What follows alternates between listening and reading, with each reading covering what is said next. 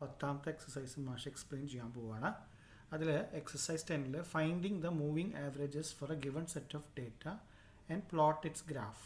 പക്ഷേ ഇതിൽ ഒരു ഗുണങ്ങൾ എന്താ വെച്ച് കഴിഞ്ഞാൽ നമ്മൾ ഡേറ്റ അനാലിസിസ് യൂസ് ചെയ്ത് ആ ഫോർമുല ചെയ്യുന്ന സമയത്ത് ഓട്ടോമാറ്റിക്കായിട്ട് ഗ്രാഫ് ജനറേറ്റഡ് ആവും എന്നുള്ളതാണ്.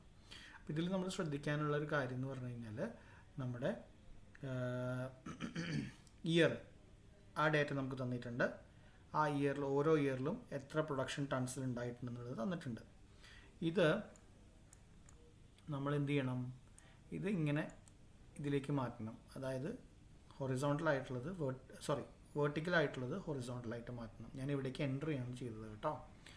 അതിന് ശേഷം നമ്മൾ എന്ത് ചെയ്യണം, നമ്മൾ ഇതിൻ്റെ ഫോർമുല, ഇതിൻ്റെ മൂവിങ് ആവറേജിൻ്റെ ഫോർമുല ഡേറ്റ അനാലിസിസിലാണ് കിടക്കുന്നത്. അപ്പോൾ ഡേറ്റ അനാലിസിസിൽ പോയിട്ട് മൂവിങ് ആവറേജ് കണ്ടുപിടിച്ച് ഓക്കെ കൊടുത്തു. അപ്പോൾ അതിൻ്റെ ഇൻപുട്ട് റേഞ്ച് എന്ന് പറയുന്നത് നമ്മുടെ പ്രൊഡക്ഷൻ ഇൻ ടൺസ് ആണ്. അപ്പോൾ നമ്മൾ എന്ത് ചെയ്യണം, സെലക്ട് ചെയ്യണം 1805 തൊട്ടിട്ട് 2600 വരെ. ഇനി ഇതിൻ്റെ ഇൻ്റർവെല്ല് രണ്ടെണ്ണം കാണാൻ പറ്റുന്നുണ്ട്, 4 കാണാൻ പറഞ്ഞിട്ടുണ്ട്, 5 ആദ്യം നമുക്ക് 4 കാണാം കേട്ടോ. ഇതിൻ്റെ ഔട്ട്പുട്ട് റേഞ്ച് 4 ഇവിടെ കൊണ്ടിടാം കേട്ടോ. എന്നിട്ട് ഈ ചാർട്ട് ഔട്ട്പുട്ട് എന്നുള്ളത് ക്ലിക്ക് ചെയ്തിടണം കേട്ടോ. കാരണം എന്താ വെച്ച് കഴിഞ്ഞാൽ ഈ ചാർട്ട് വരാനായിട്ട് ഓട്ടോമാറ്റിക്കായിട്ട് വരാനായിട്ട് നമ്മൾ ആദ്യത്തെ ചെയ്യാണ് കേട്ടോ. ഓക്കെ, അപ്പോൾ വന്നു. നമ്മൾ ശ്രദ്ധിക്കേണ്ട കാര്യം എന്ന് പറഞ്ഞാൽ ഇവൻ ചിലപ്പോൾ ഷീറ്റിന് മുകളിലൊക്കെ പോയിട്ട് കിടക്കുക. അപ്പോൾ അതിനെ ഒന്ന് കട്ട് ചെയ്ത് താഴേക്ക് കൊണ്ടുവന്നിടണം. അപ്പോൾ നമ്മൾ വലിച്ചിട്ടിട്ട് പിന്നെ ഒരു മൂവിങ് ആവറേജ് വിത്ത് ലെങ്ത്ത് 4, അത് കഴിഞ്ഞ് ഇനി ലെങ്ത്ത് 5 കണ്ടുപിടിക്കണം.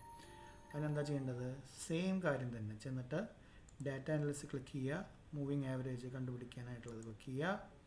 ഇനി ഏതാണ് ഔട്ട്പുട്ട്, സെയിം ഇൻപുട്ട് തന്നെ, ഇൻപുട്ട് തന്നെ. അതിൻ്റെ ഇൻ്റർവെല്ല് 5 ആണ് നമ്മൾ കാണാൻ പോകുന്നത്.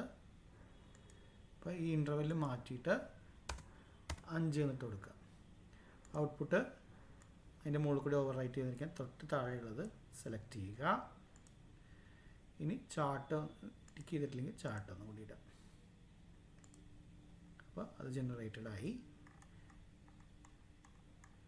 വേണ്ട, മുകളിൽ നിന്ന് കട്ട് ചെയ്ത് താഴേക്ക് കൊണ്ടുവന്നിടാം.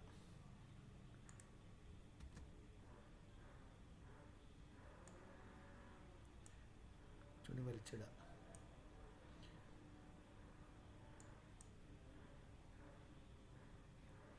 ഇനി മൂവിങ് ആവറേജ് കറക്റ്റാണോ എന്ന് ചെക്ക് ചെയ്യാൻ വേണ്ടിയിട്ടൊരു കാര്യമുണ്ട്.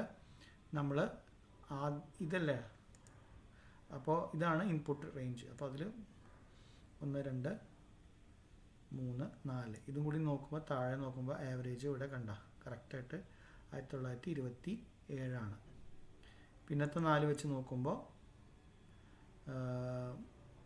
അതിൻ്റെ ആവറേജ് 2001.5 ആണ്. അത് തന്നെയാണ് ഇവിടെ വന്നേക്കുന്നത്. അപ്പോൾ അതിൻ്റെ അർത്ഥം നമ്മൾ ചെയ്തിട്ടുള്ളത് ശരിയാണെന്നുള്ളതാണ്. അപ്പോൾ നെക്സ്റ്റിൻ്റെ 4 നോക്കുന്ന സമയത്ത് അതിൻ്റെ ആവറേജ് 2175.25 ആണ്. അതാണ് ഇത്. അപ്പം അങ്ങനെ 4 ആയിട്ട് നോക്കുന്ന സമയത്ത് അത് കിട്ടും. 5 നോക്കുന്ന സമയത്ത് എത്ര, 1 2 3 4 5.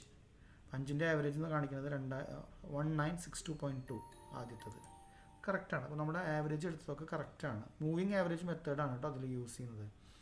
അപ്പോൾ നിങ്ങൾക്ക് മനസ്സിലായി എന്ന് വിചാരിക്കുന്നു. ഒന്നും ചെയ്യേണ്ട ആവശ്യമില്ല. നമ്മൾ ആദ്യം തന്നെ ഡാറ്റ അനാലിസിസ് പോകുന്നു, മൂവിങ് ആവറേജ് എടുക്കുന്നു, ഓക്കെ അടിക്കുന്നു. ഇൻപുട്ട് ഏതാണ് കൊടുക്കുന്നത്, പ്രൊഡക്ഷൻ ഇൻ ടൺസ്.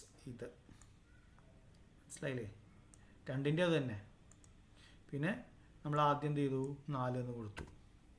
എന്നിട്ട് ഔട്ട്പുട്ട് റേഞ്ച് ഇവിടെ കൊണ്ട് കൊടുത്തു, ഇവിടെ കൊണ്ട് കൊടുത്തു അല്ലേ. എന്നിട്ട് നമ്മൾ ചാർട്ട് ഔട്ട്പുട്ട് എടുത്തിട്ട് ഓക്കെ കൊടുത്തു. ഇതിന് വ്യത്യാസം മൂവിങ് ആവറേജ് വിത്ത് ലെങ്ത്ത് 5 ആണ് കണ്ടുപിടിക്കണമെന്നുണ്ടെങ്കിലോ ഇതെടുത്തിട്ട് ഇൻപുട്ട് സെയിം, ഇത് തന്നെ സെയിം.